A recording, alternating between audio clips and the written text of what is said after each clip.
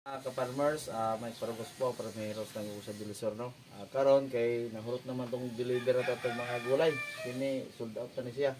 So karon magkuha na punta, magsidling o magluyog na punta. So atong gamit karon nga similya, isbis gyapon, no? Anay nag-order og Diamante Max. Isa kalata na Calix 2-1. So napod tay si Galaxy Max. Si Galaxy Max ang buhaton nato ani ato ni siyang i-grafting. Ang gamiton nato ani si Mutya, ang rootstock niya si Mutya, patula. Kini siya mo ni yang sayon. Pon makita ni update nato na.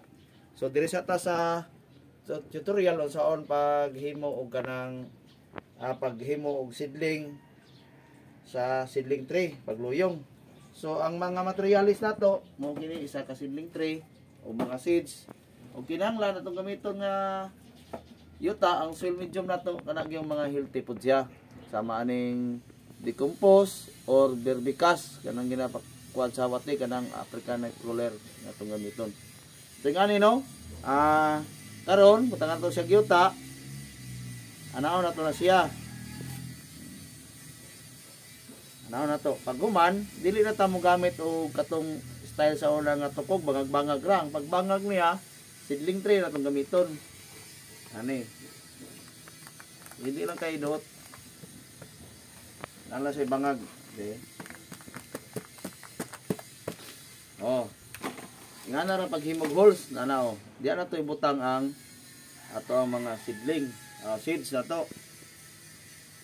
Seeds na to na nga kamatis. Shout out na sa nag-order og kano, Diamante Max, no? Diyan na ito ibutang. Ano yung pagbutang. Okay. Ano pagbutang. Diritsura.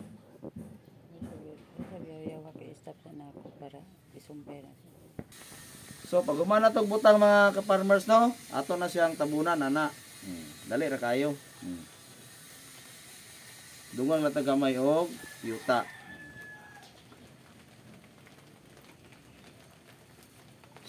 Anira.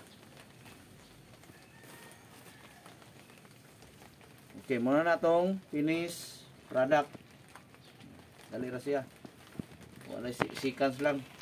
So kana lang atong informative karon mga farmers, no. Basta binhi gani ang atong pagitaon is seeds.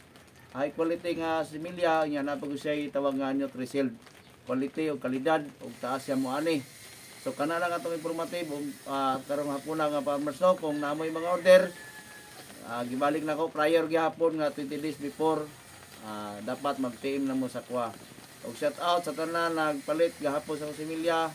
Sold out ang atuang 56 ka tray, no. Og daghang salamat and happy farming.